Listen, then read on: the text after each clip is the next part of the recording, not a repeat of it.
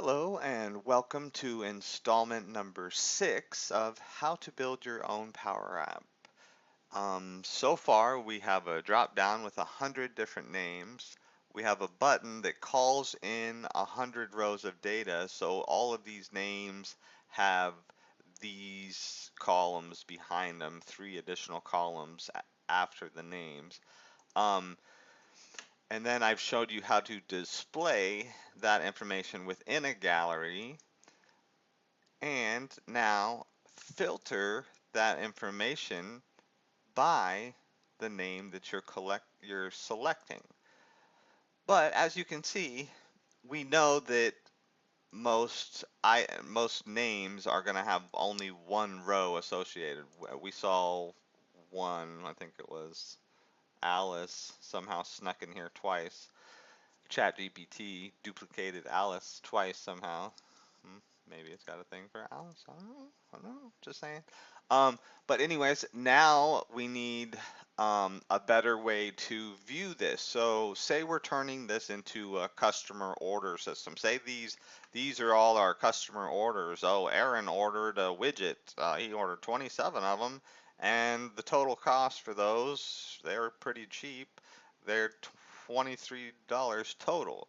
So we're just rolling with that as the total cost. I mean, more than likely that'd be the individual cost. But um, so what we need to do is be able to get more items displayed in this gallery. So we don't necessarily want to search by name.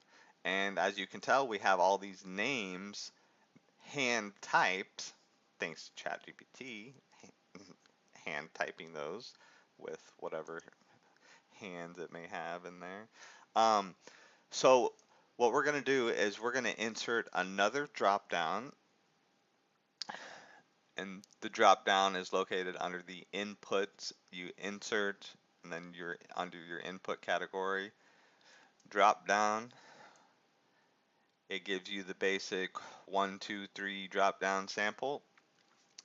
Um, so the fun part is we don't have to do a whole lot to get the different items ordered list. We don't have to hand type anything out because we already have made this collection, right? We already have this information inside of this collection. So we simply change the drop down sample to,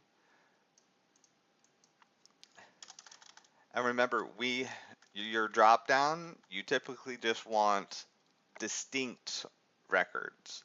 So, and what distinct means is just one record that matches that value. So if I had one to 10 twice, I would only get the number one once because I just want one distinct record of one.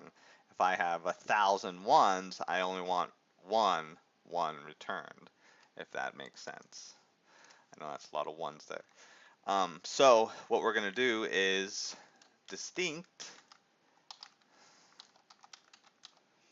and then our collection of data, col data that we collected, and all we need is the distinct row that we would like to display, which is the item. And of course, we have to close out. And as you can see, we have tool, and all of the other items listed are now showing. So it's probably better if instead of sorting this by customer name, why don't we sort this by, the item ordered? So in order to do that, we have to change this, but we don't necessarily, we may still want to see just Aaron's order, or might want to see all the items ordered with a tool. So for this video, to keep it short, I'm going to show you how we can essentially switch this for now to this so I can show you, and then my next video I'll show you how we can search by both. or you can search by this if you click this or this. Um, but for now, let's comment this out.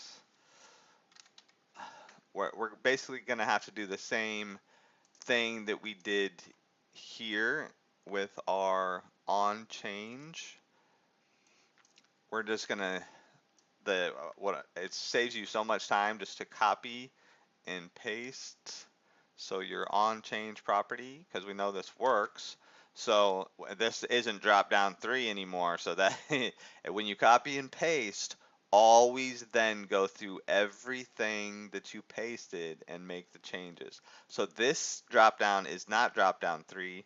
This drop down is drop down 4. So we need to change it to drop down 4, which you should then see outlined in green. So, and we're going to change this to var cust, what is that? Item product. We'll just say item, keep it short. Item is shorter than product. Okay, so uh, we will save that. So that's var cust item. And now we can go here and essentially, oh, and I'm sorry if I haven't explained, you can comment items out with 2 forward slashes. So that means that ChatGPT can't read that line anymore. So it'll you can have multiple lines of code, and you can, if you don't want one line, you can just comment it out like that. Just that simple. So all we have to do here is change cust name to cust item, and we should be in business when we choose a customer item. And it looks like I lied to you.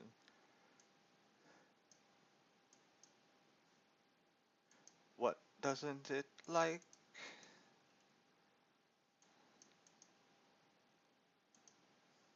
Var. Oh, well, duh. You can't. The name is not going to be the customer item. So glad that glad you know to show you this, that this sometimes happens, especially when you copy and paste. So in certain instances, it is best to just start typing the formula out manually. But again, you can troubleshoot. We clicked it, we didn't have any items, so we found out that this should not be name. This should be, what did we call this? Item? Yeah. So item, boom. So now we can see everyone who ordered an instrument, or who ordered a tool, or who ordered a gadget, or who ordered a widget. So now we can see who ordered what, and we can even do this fancy dancy thing that is actually pretty simple if we add a text box. Say we added a text box underneath the quantity ordered field here. Let's center that. I like to center the text.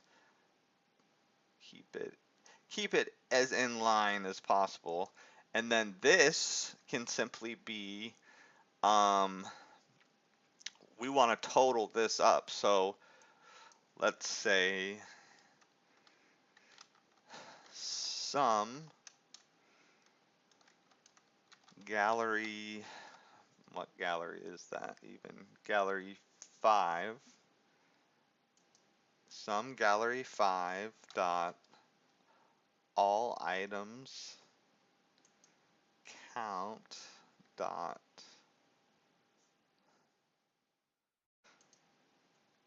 let's see.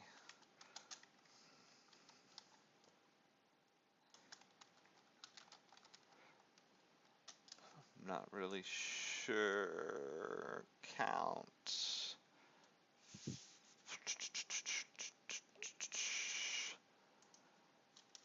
Oh, there is an easy way to do this. Count.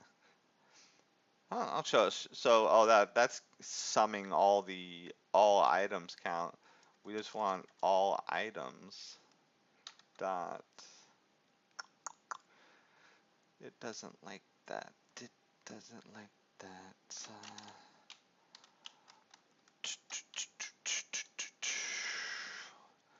Well, why don't we do it differently then?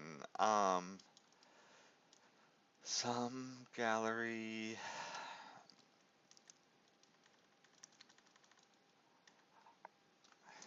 So how about some filter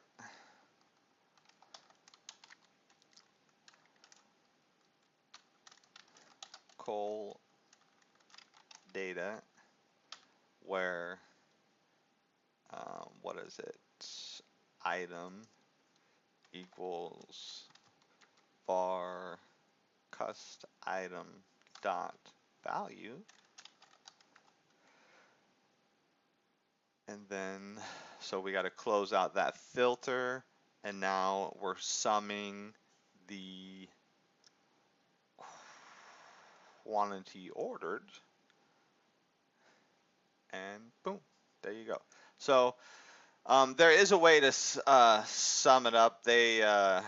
Microsoft likes to change things up a lot on you and not notify you. Love Microsoft, obviously. I love working with Microsoft.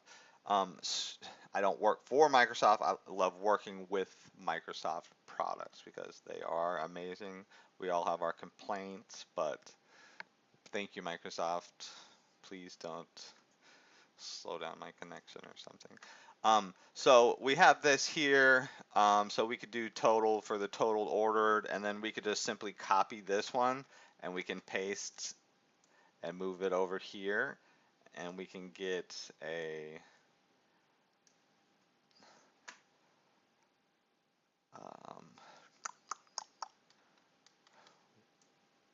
instead of quantity, we can return the, what was this, cost.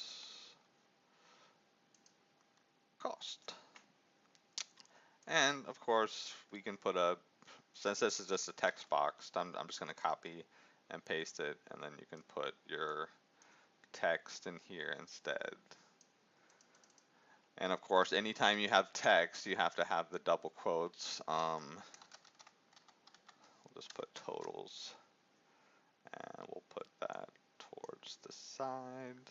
I don't know, maybe put a little colon in there, make it look a little more professional.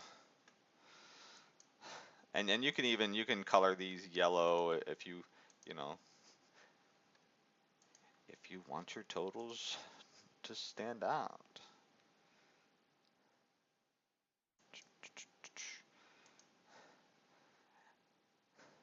So there you go. All right, so that just goes to show you now we can search by different instrument names. Our totals at the bottom there will change automatically. So now we're getting into, okay, well, look how many people ordered these. Look at the value. How can we start putting these orders together? So please stay tuned for my next video where I will show you how to do that, and now what we can use this information for, sending emails, actually filling these customer orders, sending billing invoices, getting paid, all of this from basically the start of a drop down. So we're starting to see the Power App come together into a usable, functionable device that could help us. And it's almost like you're creating your own customer order intake system that can process the orders from start to finish. So again, greatly appreciate the views, and I will see you next time. Thanks for watching.